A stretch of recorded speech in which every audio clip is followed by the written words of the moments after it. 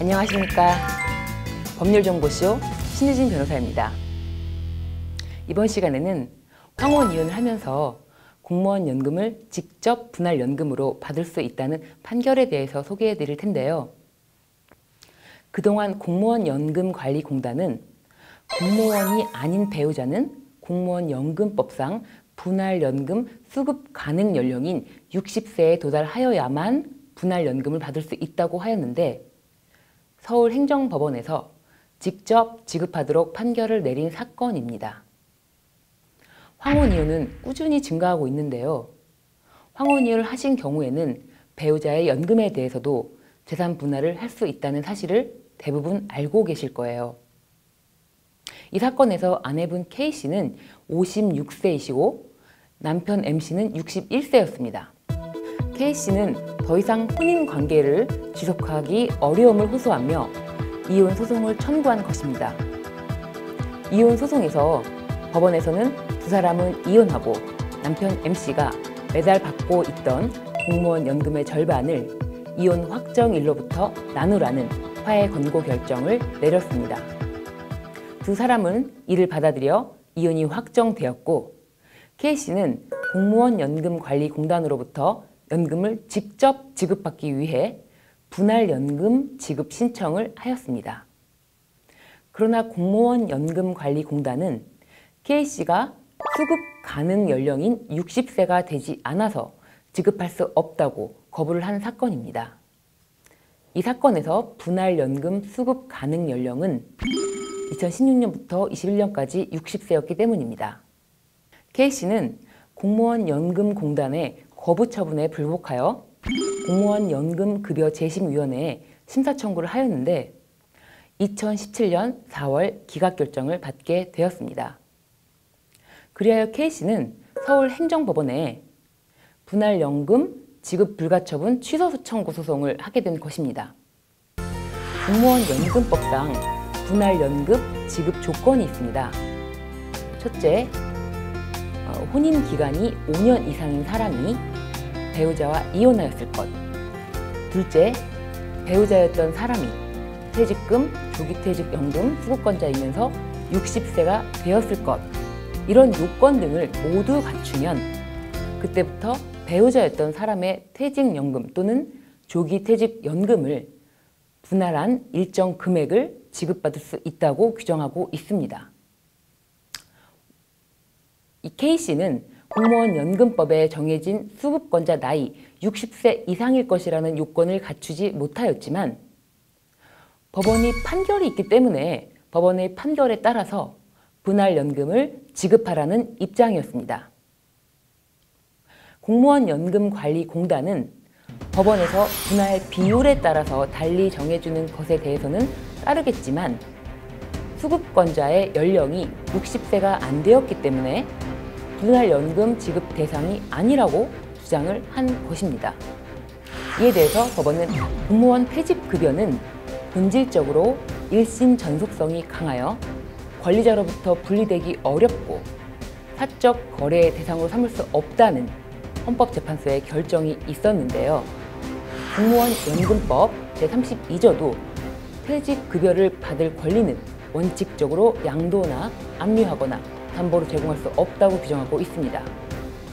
그런데 대법원이 2014년 7월 16일 사건에서 전원합의체 판결로 공무원 퇴직연금에는 사회보장적 급여로서의 성격 이외에 임금의 후불적 성격이 불가분적으로 혼재되어 있기 때문에 혼인 기간 중 근무에 대해서 상대방 배우자의 협력이 인정되는 이상 공무원 퇴직연금 수급권도 적어도 그 기간에 해당하는 부분은 부부 쌍방의 협력으로 이룩한 재산으로 볼 수 있기 때문에 재산 분할의 대상에 포함될 수 있고, 퇴직연금 수급권자인 배우자가 매월 수령할 퇴직연금액 중 일정 비율에 해당하는 금액을 상대방 배우자에게 정기적으로 지급하는 방식의 재산 분할도 가능하다고 판시함에 따라서 공무원 퇴직연금 수급권이 재산 분할의 대상으로 인정되었는데요. 이에 따라 이혼한 배우자의 분할연금 청구권에 대한 근거 규정이 신설되었고 2016년 1월 1일부터 시행이 된 것입니다. 그런데 이혼한 배우자는 자신의 연령과 상관없이 자신의 기여분에 관하여 퇴직연금 수급권을 청구할 필요성이 있다는 것입니다. 왜냐하면 당사자들의 약정 또는 법원의 판결이 있음에도 공무원의 배우자가 일정한 연령 요건을 갖출 때까지 공무원 본인에게만 퇴직연금의 안정적 수급이라는 혜택을 누리게 하고 배우자는 공무원의 자발적인 지급 여부에 따라서 퇴직연금의 수령이 좌우되게 하는 것은 당초 양도금지 규정의 취지로 보호하려고 한 가족의 안정적인 노후생활 보장에도 역행하는 결과가 되기 때문입니다. 그렇기 때문에 법원에서는 분할연금 청구제도 도입 취지 등을 볼 때 이혼한 배우자는 그 자신의 연령과 상관없이 자기 기여분에 관하여 퇴직연금 수급권을 청구할 필요성이 있다고 인정하였고 K씨는 공무원 연금공단으로부터 직접 분할연금을 지급받을 수 있게 되었습니다.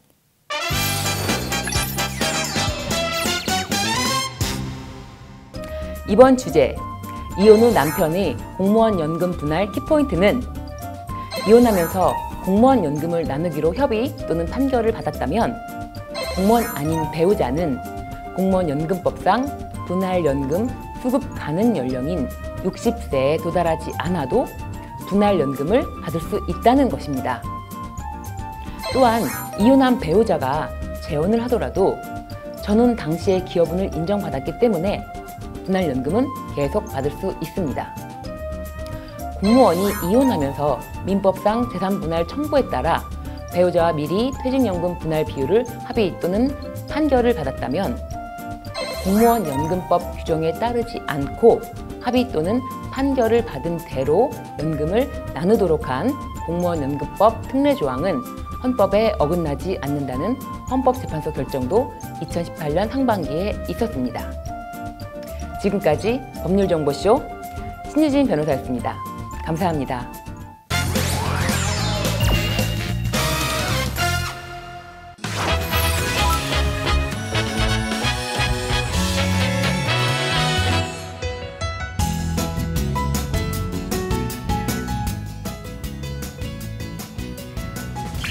안녕하세요. 법률정보쇼 송윤 변호사입니다. 시청자 여러분도 혹시 보험 사기라고 들어보셨나요? 이번 시간엔 보험 사기에 대해 본격적으로 알아보기 전에 보험의 정의와 종류를 먼저 소개하고 보험 사기의 정의 그리고 특색, 유형, 보험 사기 방지 특별법 순서로 알려드리겠습니다. 네, 보험이란 상법은 일방이 약정 보험료를 지급하고 상대방의 재산 또는 생명 신체에 관해서 불확정적인 사고가 발생할 경우 일정한 보험금 기타 급여를 지급할 것을 약정하는 것으로 규정하고 있습니다. 또 보험업법도 위험 보장을 목적으로 우연한 사고 발생에 관하여 금전 및 그 밖의 급여를 지급할 것을 약정하고 대가를 수수하는 계약으로 규정하고 있습니다. 둘 다 모두 공통적으로 우연한 사고 발생을 전제로 하고 있는데요. 이런 사고 발생을 담보하는 보험의 종류에는 손해보험 그리고 생명보험이 있습니다. 손해보험 같은 경우는 보통 실손을 보장하고요. 생명보험 같은 경우는 사람의 생명, 신체 등에 대해 미리 약정한 일정한 금액을 보상하는 정액보상입니다. 네, 보험 사기란 상기한 정상적인 보험 계약의 요소 중 우연하게 발생한 사고라는 것이 결여된 것을 의미합니다. 이미 발생한 보험 사고의 원인, 시기, 내용을 조작하거나 피해를 과장해서 보험금을 청구하는 연성 보험 사기형, 그리고 고의로 사고를 내거나 허위로 사고를 조작해서 보험금을 청구하는 경성 보험 사기형, 그리고 약관보다 정해진 보험료보다 낮은 금액을 납부하기 위해 행하는 행위를 바로 보험 사기라고 합니다. 이런 보험 사기는 좀 특색이 있는데요. 직접적으로는 보험금을 지급하는 보험자가 피해자로 보이지만 결국 다수의 일반 보험 계약자가 그 피해를 떠안게 되기 때문에 피해자가 사회 일반에 은닉된다는 특색이 있습니다. 보험제도는 보험료와 보험금 사이 수지 균형을 전제로 하기 때문에 이 균형을 유지하기 위해서 대수의 법칙을 응용한 확률 계산의 방식으로 보험료가 책정되는데요.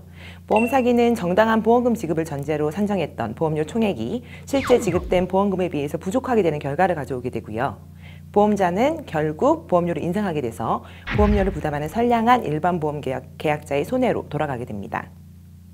두 번째의 특색은 바로 범죄의식의 미약한 점입니다. 한 실증조사 결과에 의하면 사기 행위의 내용에 따라 응답자의 24.3%부터 35.8%가 보험 사기를 용인할 수 있다는 답변을 했다고 하는데요. 보험사가 회사 이미지를 유지하고 보험 사기를 색출하기 위한 노력과 비용을 절감하기 위해서 적당한 타협을 통해 보험금을 지급하려고 하는 점 등에 비춰서 보통 보험사가 이제 갑이다라고 해서 갑을관계로 생각하는 경우가 많다는 거죠. 다소 과도한 이제 보험금을 지급받는다 하더라도 지금까지 납부한 보험료에 대한 포괄적인 대가로 생각하고 심리적으로 정당화하는 경우도 많습니다.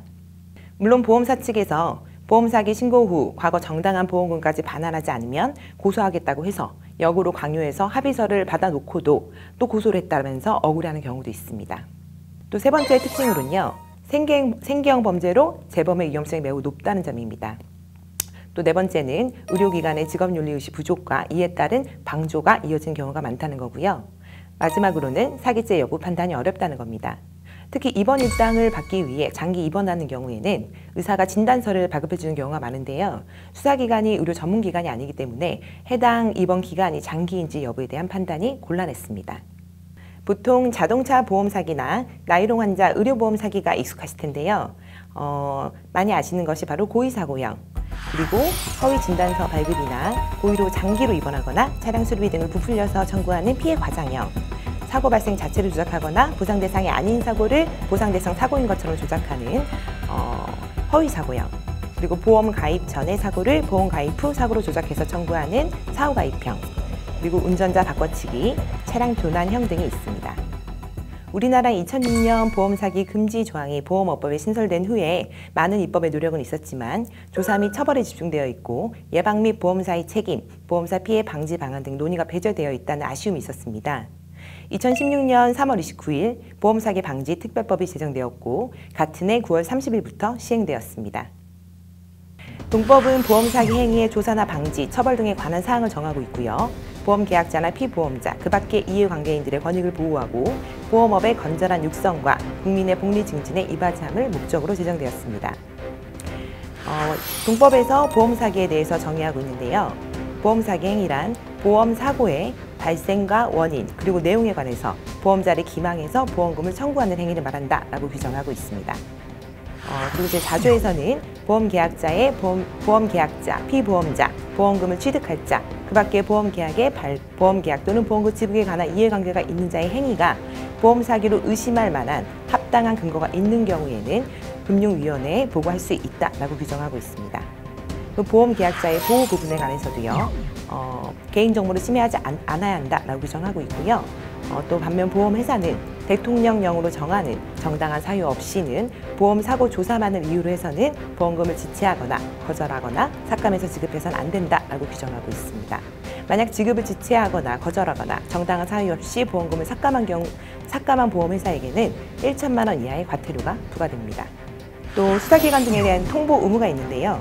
금융위원회나 금융감독원, 그리고 보험회사는 보험 사기로 의심할 만한 합당한 근거가 있는 경우에는 반드시 수사기관에 고소, 고발 또는 수사 의뢰, 그 밖에 필요한 조치를 취해야 하는 의무가 있습니다.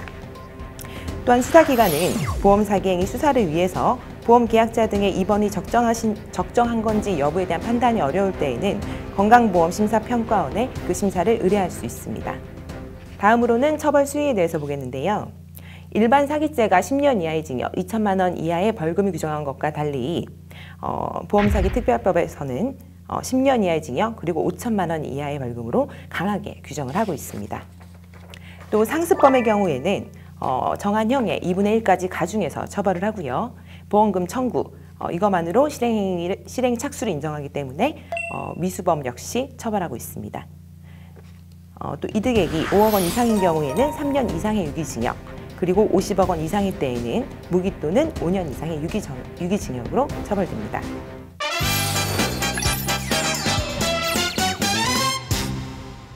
네, 이번 주제의 키포인트는 보험 사기의 정의와 특색, 그리고 처벌 수위로 요약할 수 있는데요.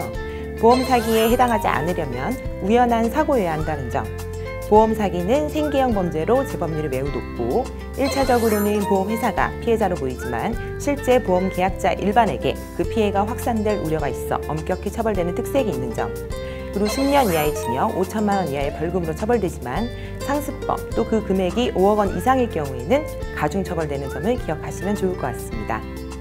지금까지 법률정보쇼 송윤 변호사였습니다. 감사합니다.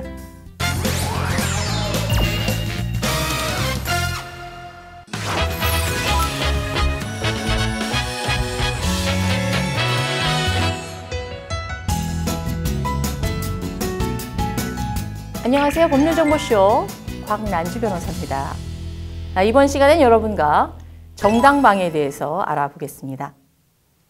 우리가 일반적으로 정당방위라고 하면 나를 지키거나 또는 피해자를 보호하기 위해서 가해자에게 폭력을 행사하는 것은 처벌받지 않는다라고 이해하실 겁니다. 그렇다면 법에는 구체적으로 어떤 규정이 있을까요?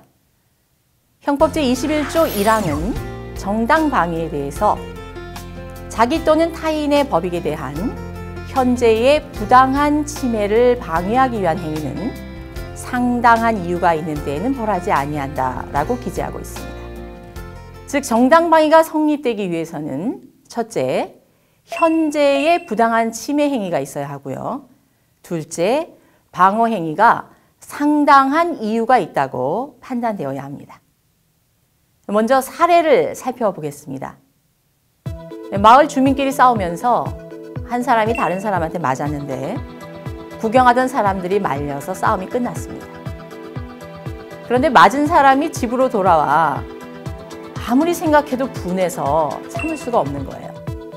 그래서 가해자의 집을 찾아가 마당에 있는 물건들을 부쉈습니다. 그러자 물건 주인이 가해자를 손괴죄로 고소를 했습니다. 이 경우 물건을 부순 사람이 피해자에게 맞은 것에 대한 정당방위였다. 이렇게 주장할 수 있을까요? 앞서 형법 제21조 1항에서 살펴본 바와 같이 정당방위가 되려면 현재의 부당한 침해를 방해하기 위한 행위여야 합니다. 그런데 이 사안에서 폭행이 발생했던 싸움은 이미 종료된 상태인데 뒤늦게 분을 풀려는 목적에서 타인의 물건을 부수는 공격 행위를 한 것이기 때문에 정당방위가 성립되지 않고 남의 물건을 부순 손괴죄로 처벌을 받게 됩니다. 다만 피해자에게 맞은 사실은 범죄의 동기로서 참작하게 될 겁니다. 또 다른 사례를 살펴보겠습니다. 어떤 사람이 길을 걷고 있는데 경찰관이 이 사람을 폭행 사건의 범인으로 오해하고 현행범으로 체포해서 경찰서로 연행하려고 했습니다. 그러자 나는 범인이 아니다 이렇게 항의하면서 달아났고 그 과정에서 경찰관에게 상처를 입히게 됐습니다. 상해죄로 재판을 받게 된 가해자는 자신의 행동이 정당방위였다 이렇게 주장을 했습니다. 법원은 어떻게 판단했을까요? 법원은 경찰관이 피고인을 진범으로 오해해서 현행범으로 체포했다면 불법 체포에 해당되기 때문에 이에 대항하기 위한 피고인의 행위는 정당방위에 해당한다 이렇게 판단을 했습니다. 이처럼 정당방위는 현재의 부당한 침해에 대항할 때 성립을 합니다. 그렇지만 모든 대항 행위가 정당방위로 인정되는 것이 아니라 상당한 범위 내의 행위만 허용이 됩니다.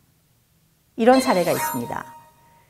평소 가정폭력을 일삼는 남편과 별거하면서 이혼 소송을 진행 중인 부인이 있었는데요. 어느 날 남편이 찾아와 가위로 부인에게 상처를 입히고 또 이혼 소송을 취하지 않으면 죽여버리겠다 이렇게 협박을 하고 성행위를 강요하면서 때렸습니다. 그래서 부인이 더 이상 참지 못하고 부엌 칼로 남편을 찔러서 사망하게 한 사건이었는데요. 이 사건에서 부인이 정당방위를 주장했지만 법원은 부인이 폭행 협박 당한 정도에 비추어 볼 때 남편을 찔러서 즉사하게 한 행위는 방위 행위로서의 한도를 넘어섰다는 이유를 들어서 정당방위를 인정하지 않았습니다. 그렇지만 만약 이 사안에서 남편이 부인에게 칼을 겨누는 등 생명을 위협하는 상황에서 부인이 이를 피하기 위해 방어하면서 남편을 죽이게 되었다면 정당방위로 인정받을 가능성이 높았을 것입니다. 다음은 과잉방위에 대해서 살펴보겠습니다. 당장 눈앞의 위기를 모면하기 위한 방위 행위를 할 때 이 정도는 법에서 허용되는 거니까 여기까지만 대항해야 되겠다. 이렇게 생각하는 사람은 아마 없을 겁니다. 일단은 이 상황에서 벗어나야겠다는 생각으로 상대방을 가격하게 될 텐데요. 그러다 보면 결과적으로 의도하지 않은 중한 상처를 상대방에게 입히는 상황이 발생할 수 있습니다. 그렇다면 이럴 때는 정당방위가 인정되지 않는 것일까요? 형법은 이에 대한 답을 준비하고 있습니다. 형법 제21조 2항은 방위 행위가 그 정도를 초과한 때에는 정황에 의해서 그 형을 감경 또는 면제할 수 있다고 규정하고 있고요. 제3항에서는 그 행위가 야간 기타 불안스러운 상태 하에서 공포, 경악, 흥분 또는 당황으로 인한 때에는 벌하지 아니한다 이렇게 규정하고 있습니다. 실제로 한밤중에 칼을 들고 가족들을 죽인다고 위협하는 가해자에게 달려들어 제압하는 과정에서 가해자를 살해한 사건에서 법원은 방위 정도가 지나쳐 과잉방위에 해당하긴 하지만 야간에 불안한 상황에서 공포와 흥분 때문에 저지른 것이므로 벌하지 아니한다고 판시한 바 있습니다.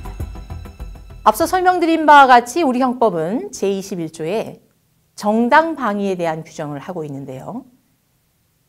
형법에 규정된 범죄의 구성 요건에는 해당하지만 정당방위처럼 위법하다고 판단할 수 없는 상황에 대해서는 형사처벌을 하지 않습니다. 이것을 법률용어로 위법성 조각 사유라고 하는데요.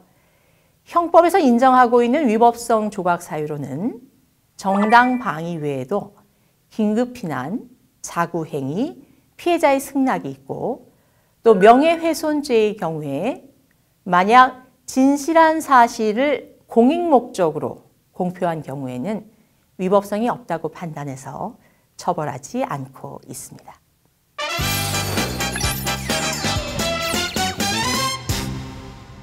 이번 시간 정당방위에 대한 키포인트는 정당방위는 현재의 부당한 침해를 막기 위한 상당한 행위에 대해서만 인정되는 것이지 방어 의사로 한 행동이면 무조건 정당방위가 되는 것은 아닙니다. 다만 과잉방위에 해당하더라도 참작할 만한 정황이 있으면 형을 감경 또는 면제받을 수 있고요. 야간이나 불안한 상황에서 공포 또는 흥분 때문에 발생한 경우에는 처벌받지 않게 됩니다.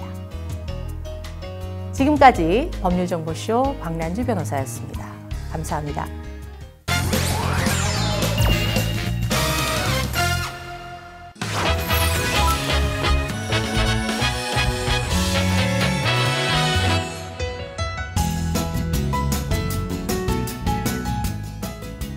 안녕하십니까. 법률정보쇼 오성환 변호사입니다. 오늘은 스타트업에 대해서 말하고 싶은 3가지라는 주제로 말씀드리려고 합니다.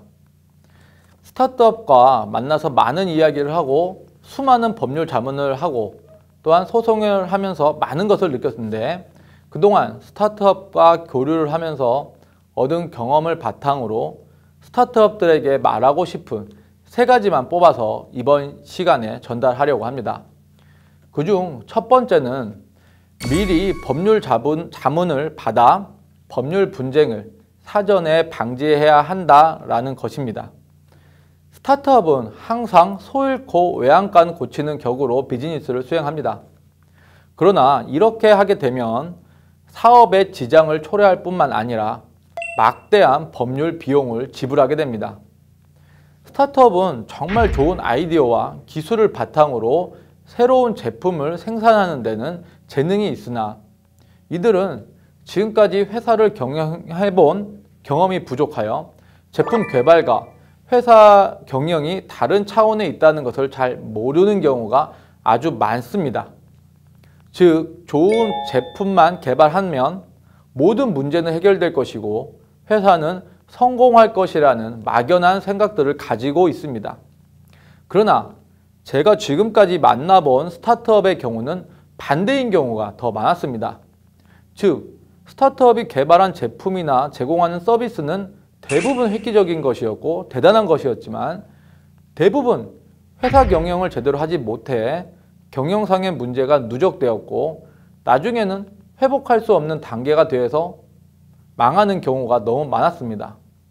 예를 들어 조세에 대해서 미리 검토를 하지 않아 나중에 세금 폭탄을 맞는 경우, 또 미리 특허를 받아 놓지 않아 기술 탈취를 당하는 경우, 미리 종업원들에게 전직금지 계약서나 영업비밀 서약서 등을 받아 놓지 않아 종업원 등이 경쟁업체로 대거 이직하는 경우 등 이런 문제점이 너무 많았습니다. 스타트업은 아직 자리를 잡고 있지 않기 때문에 이와 같은 문제들 중 한두 가지만 터지면 거의 회복 불가능한 상태에 빠지는 것을 너무 많이 봤습니다. 따라서 스타트업들은 한 단계씩 올라갈 때마다 필요한 자문을 미리 받아서 법률 분쟁을 사전에 방지해야 하는 것입니다. 둘째로는 편의점에 가는 것처럼 편안한 마음으로 수시로 로펌을 방문해야 된다라는 것입니다. 스타트업은 기술 개발하는 것에는 재능이 있지만 단지 그뿐인 경우가 많습니다. 로펌에 방문하여 사전에 법률 자문을 받으라고 해도 치과를 가는 것처럼 로펌 가는 것이 매우 불편하다라고만 합니다. 그러면 본인들만 손해를 보는 것입니다. 매일매일 발생하는 법률 문제에 대해서 로펌을 수시로 찾아가 자문을 구해야 하는 것입니다. 법률 이슈에 대한 자문을 미루면 나중에 치료할 수 없는 병이 되고 맙니다. 세 번째는 반드시 전문성을 가진 변호사와 친분을 유지해야 한다라는 것입니다. 스타트업이 하는 비즈니스는 상당히 전문적인 것이 많습니다. 변호사라고 해서 모든 법률 지식을 다 알고 있는 것이 아닙니다. 세상이 너무 복잡해지고 있고 새로운 영역도 계속해서 만들어지고 있기 때문에 변호사가 이 모든 것을 이해하고 있기는 현실적으로 불가능합니다. 각 분야의 전문 변호사들은 그 분야의 업무만 오랫동안 해와서 고객이 한마디만 꺼내도 질문의 취지를 정확히 이해합니다. 그리고 이 비즈니스가 향후 어떤 문제점이 발생한다는 것도 미리 조언을 해드릴 수 있습니다. 경험이 축적되어서 이와 같은 자문이 가능한 것입니다. 이와 같은 전문 변호사와 친분을 가진다면 질문을 수시로 하는 것이 가능해서 이를 통해 많은 법률 비용을 절약할 수 있을 것입니다.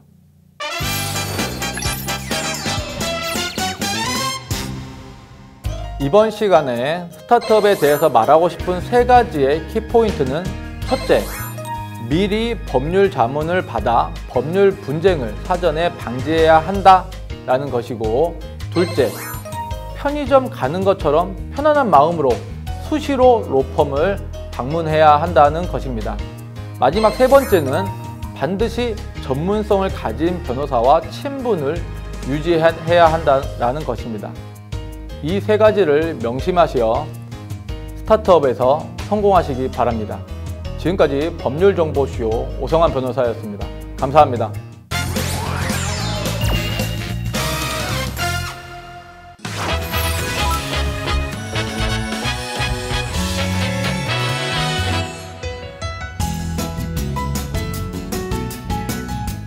안녕하세요. 법률정보쇼 조원익 변호사입니다. 이번 시간은 용도 지구에 대해 살펴보려고 하는데요. 지난 시간에 언급한 건폐율과 용적률에 대해 예시로 한번 확인해 볼 필요가 있어 점검하고 들어가겠습니다.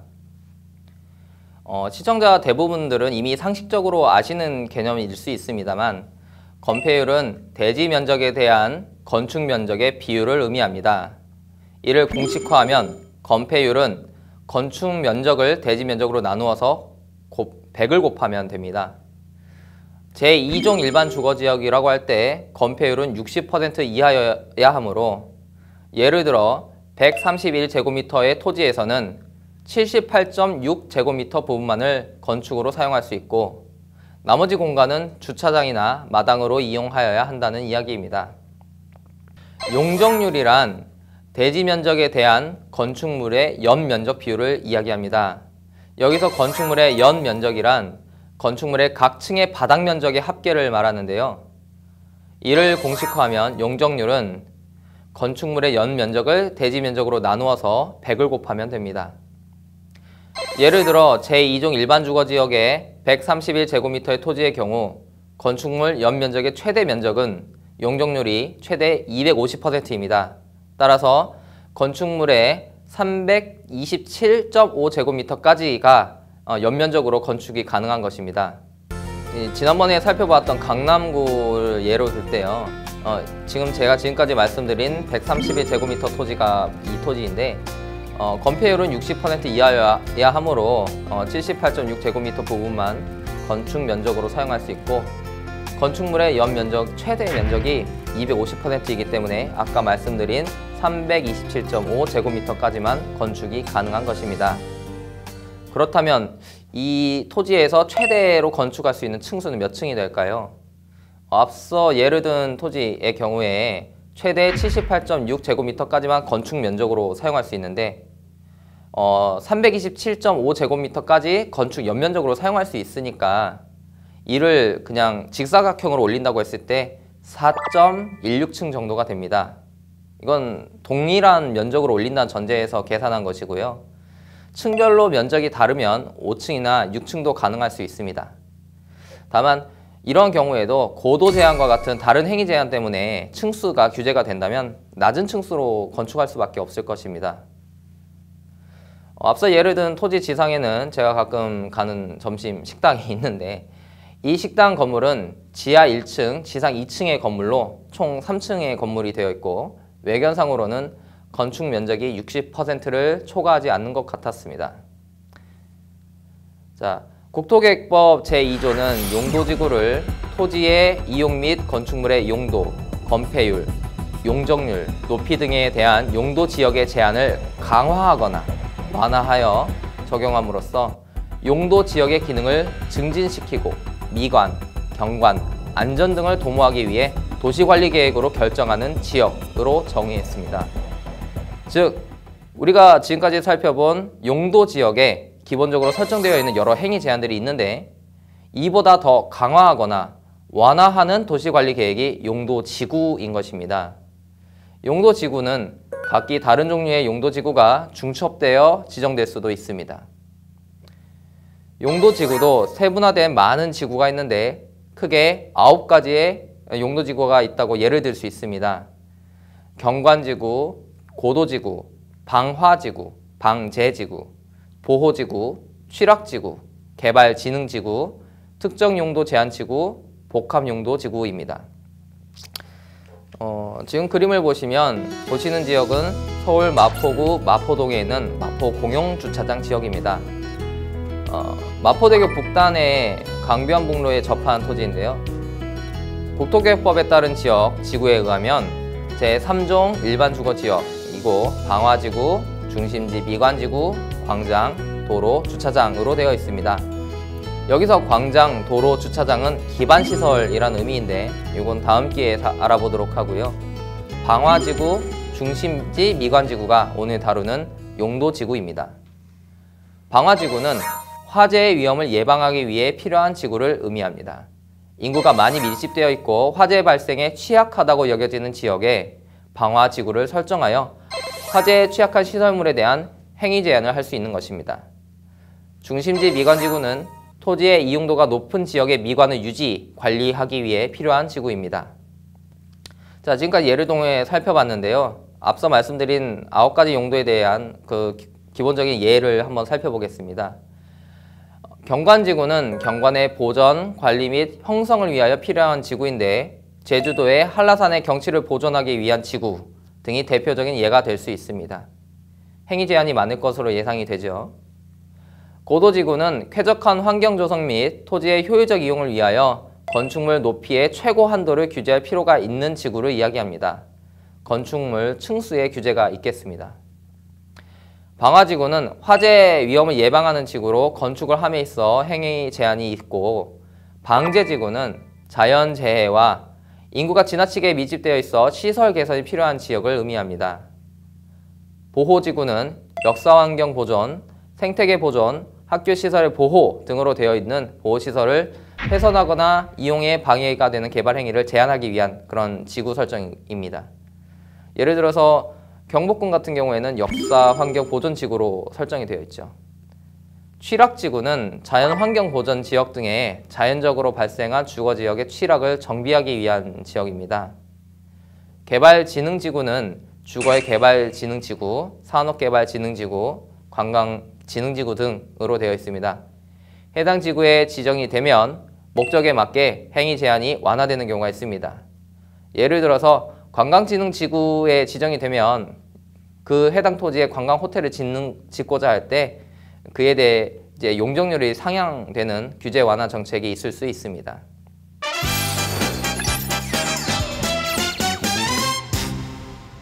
네, 오늘은 행위 제한 중 건폐율과 용적률의 개념, 그리고 용도 지구가 무엇인지 알아보았는데요. 첫째, 건폐율과 용적률의 개념을 이해하고 토지 이용 방법을 고민해야 한다. 둘째, 용도 지역의 행위 제한에 대해 강화 또는 완화하는 지구 설정이 용도 지구이다. 용도 지구는 중복적으로 설정할 수 있고 토지 이용 규제 정보 서비스를 통해 확인할 수 있다입니다. 지금까지 법률정보쇼 조원익 변호사였습니다. 감사합니다.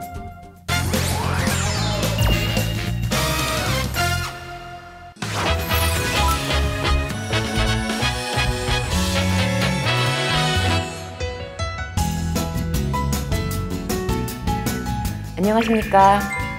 법률정보쇼 신유진 변호사입니다. 오늘은 고가 차로 밑에 교차로에서의 자동차 사고에 대하여 상담을 신청해 주신 분의 사연이 있어서 소개해 드리도록 하겠습니다.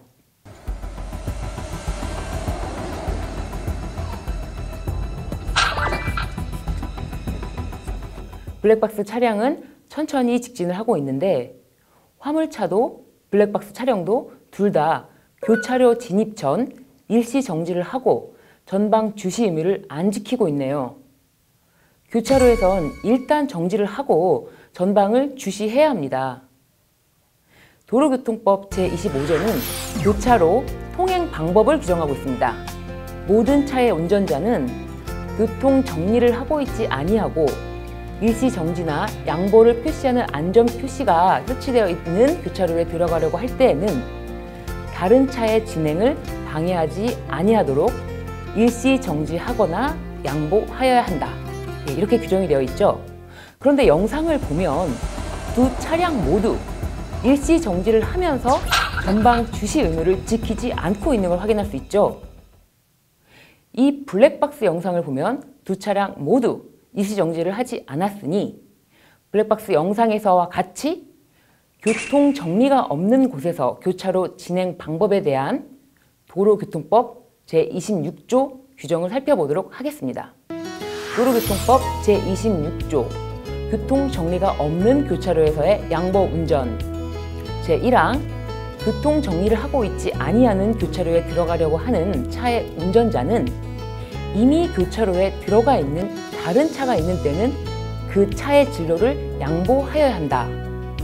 제2항 교통 정리를 하고 있지 아니하는 교차로에 들어가려고 하는 차의 운전자는 그 차가 통행하고 있는 도로의 폭보다 교차하는 도로의 폭이 넓은 경우에는 서행하여야 하며 폭이 넓은 도로로부터 교차로에 들어가려고 하는 다른 차가 있는 때에는 그 차의 진로를 양보하여야 한다. 제3항 교통 정리를 하고 있지 아니하는 교차로에 동시에 들어가려고 하는 차의 운전자는 우측이 차의 진로를 양보하여야 한다. 이렇게 도로교통법이 규정되어 있는데요. 이 영상에 비추어서는 두 가지 점에 대해서 검토해 보도록 하겠습니다. 첫째, 제1항의 교차로 선 진입 차량이 우선권이 있으니 선 진입 차량이 어느 것인지 살펴보아야 합니다. 블랙박스 영상을 보면 사고 당시 화물차의 후미와 블랙박스 차량의 정면이 충돌하였는데요. 그렇다면 어느 차량이 선 진입일까요? 화물차가 약간 먼저 교차로의 선 진입으로 보입니다. 다시 한번 확인해 보시죠.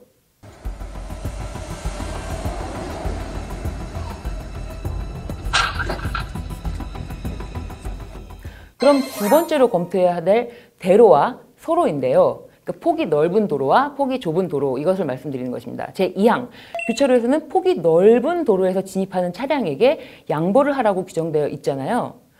화물차가 진행하는 차로는 중앙선이 있는 차로인데 블랙박스 차량이 진행하는 차로는 중앙선이 없는 차로입니다. 즉, 폭이 넓은 차로는 화물차로의 차로가 되겠습니다. 그렇다면 이 두 가지 점에서 화물차가 유리한 입장이 맞게 됩니다. 먼저 교차로에 진입한 것과 폭이 넓은 도로에서 진입하였다는 것입니다. 그렇지만 화물차도 교차로 진입 시 일시 정지를 지키지 않았고 속도가 빠른 것을 볼 수 있죠. 그렇기 때문에 화물차에게도 과실은 인정되는데요.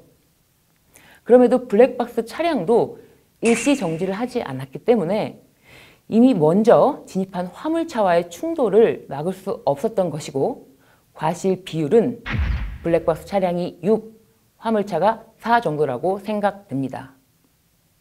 사연을 주신 분은 왜 우리 엄마의 차량이 가해 차량이냐고 억울하시다고 했지만 블랙박스 차량의 과실 비율이 조금 높을 뿐 일방적인 가해 차량은 아니라는 점에서 억울함이 풀리셨기를 바랍니다.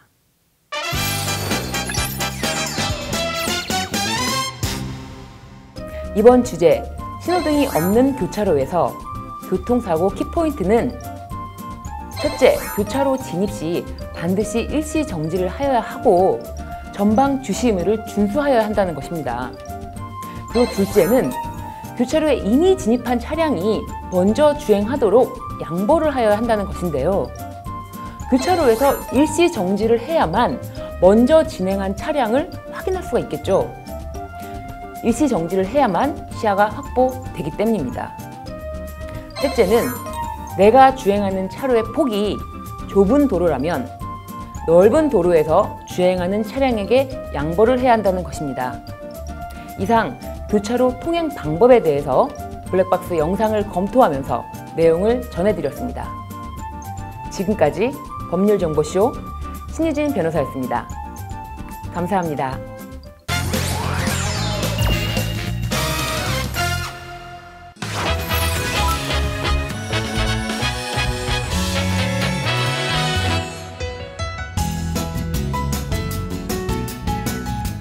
안녕하십니까. 법률정보쇼 최광석 변호사입니다. 오늘은 그 세입자 교체 과정에서의 법률 문제라고 하는 그런 이야기를 좀 나눠보겠습니다. 전세 경험이 있는 사람이라면 누구나 알 수 있을 법한데요. 기존에 세입자가 나가고 그 집에 당일 내지 뭐 수일 이내로 그 집에 다른 세입자가 이게 들어오게 되는 과정을 이렇게 보고 있으면 마치 아슬아슬한 이런 줄타기처럼 위험천만하게 느껴진다라고는 생각을 하지 않을 수 없습니다. 기존 세입자가 나가면서 동시에 새로운 세입자가 들어오게 되고 그 새로운 세입자 역시 또 살던 집에서 누군가 새로 들어올 예정에 있다면 그 한 곳이라도 이사 일정이 어긋나 버리게 되면 당연히 큰 혼란이 발생할 수밖에 없는 그런 구조가 되기 때문입니다. 게다가 집주인이 새로운 세입자로부터 보증금을 받아서 기존 세입자의 보증금을 반환할 수밖에 없는 그런 경우가 많기 때문에 어느 한 곳에서 일정이 흐트러지게 되면 연쇄적으로 큰 혼란과 고통이 발생할 수밖에 없습니다. 자, 어느 집주인으로부터 최근 상담받은 내용인데요. 계약 만기가 몇 달 남았는데 공인중개사를 통해서 기존 세입자가 미리 다른 곳으로 이사 가고 싶다라고 하는 의사를 들었습니다. 그래서 그것을 믿고 다른 세입자에게 그 집을 임대하는 계약을 체결하게 되었습니다. 그런데 미리 이렇게 이사 가기로 한 그런 일정이 변경된 때문인지 기존 세입자가 이사 약속을 한 적이 없다 이렇게 말을 번복하는 상황이 되었습니다. 그래서 이게 이 사람이 나가야 새로운 세입자가 들어오게 되는데 나가야 될 사람이 못 나가겠다고 하기 때문에 상황이 아주 심각하게 된 거죠. 자, 이런 경우에 과연 법률 문제는 어떻게 될까요? 자, 한번 자세히 좀 풀어보겠습니다. 문제는 이 기존 세입자의 그 이사 나가겠다고 하는 약속을 입증할 객관적인 증거가 이 집주인으로서는 없었습니다. 집주인 입장에서는 좀 난감할 수밖에 없는데요. 자, 계약 만기 전에 몇 달 전에 중개업소에서 연락이 왔어요. 그래서 세입자 나가겠다고 하는데 어떻게 내보내도 되겠느냐? 새로 구해라. 당연히 이럴 거 아닙니까? 그런데 이런 그 세입자의 약속이, 세입자의 요청이 단순히 이제 구두 약속, 구두 이제 말로서 된 부분이었고, 그래서 그 말을 믿고 공인중개사가 이런 다른 세입자와 임대차 계약을 체결하는 바람에 기존 세입자가 나가겠다고 하는 그런 약속을 입증할 만한 객관적인 증거가 없었던 겁니다. 새로운 임차인 입장에서는 이 못 들어가게 된 상황이 당연히 임대인 쪽에 책임일 수밖에 없는 거죠. 물론 뭐 임대인 입장에서는 내가 아니라 기존 세입자가 약속을 어겼다라고 이렇게 이야기할 수 있을지언정 그 부분은 새로운 세입자와의 관계에서는 어쨌든 임대인 쪽에 책임인 것은 분명합니다. 그래서 새로운 세입자로서는 그 주택 인도 의무 위반을 이유로 임대차 계약을 이제 끝낼 수가 있죠. 그것은 뭐 의문의 여지가 없습니다. 자, 그렇다면 이렇게 계약을 우리가 끝내게 된, 계약을 해지하게 된 귀책 사유 이런 부분도 아까 말씀드린 것을 볼 때 우리가 공인중개사 책임 여부를 떠나서 일단은 그 임대인에게 있을 수밖에 없습니다. 그러면 이 임대인은 그 새로운 세입자에게 손해배상의 책임을 부담하게 되는 거죠. 이 사건에서는 지금 계약금 자체가 수천만 원이고 그 다음에 그 수천만 원을 위약금, 계약을 위반한 사람은 계약금 상당의 손해배상을 물어준다라고 하는 위약금 약속이 있었기 때문에 약속대로 한다 그러면 수천만 원이 손해배상 금액이 됩니다. 자, 그 후에 이 임대인은 자신에게 이 손해를 끼친 당사자를 상대로 손해배상을 청구할 수밖에 없습니다.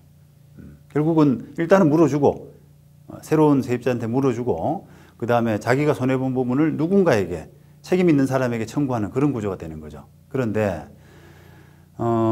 이 과정에서 공인중개사와 기존 세입자 진술이 다를 수밖에 없고 또 객관적인 증거도 없기 때문에 이 책임 공방이 심하게 발생할 수밖에 없는 겁니다. 공인중개사 입장에서는 세입자가 분명히 약속을 했다. 언제 나가겠다라고 약속을 했다. 그런데 기존 세입자 주장은 약속을 한 것이 아니라 한번 알아만 봐달라 그랬다든지 그냥 희망사항을 이야기한 것이라든지 이런 식으로 약속의 존재를 이제 부인하게 되는 그런 전략을 쓸 가능성이 있습니다.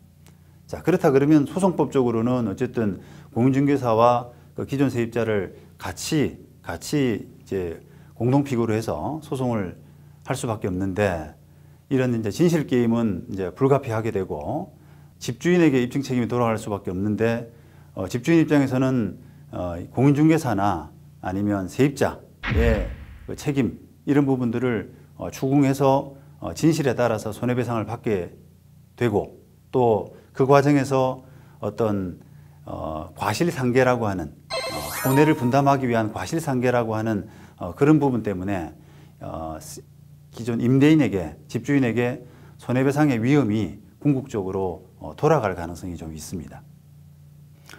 안전한 거래 문화를 정착시키는 차원에서 기존 세입자의 이사 약속에 대해서는 이 확인서와 같은 좀 분명한 입증 자료를 챙기는 것을 권하고 싶습니다. 특히 이 거래 전문가인 공인중개사의 분발이 좀 필요하다고 생각합니다.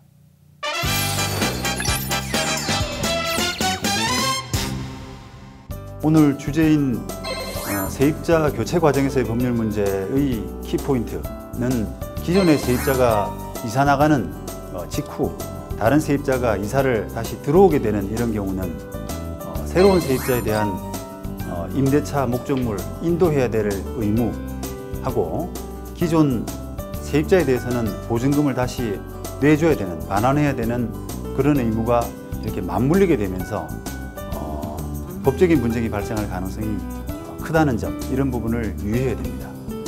이 점을 의식해서 기존 세입자의 이사 약속, 언제 나가겠다고 하는 그런 약속에 대해서는 이사 날짜 등을 명시한 이런 확인서를 미리 받아두는 것이 분쟁 예방에 도움이 될 수 있습니다. 법률정보쇼 최광석 변호사였습니다. 감사합니다.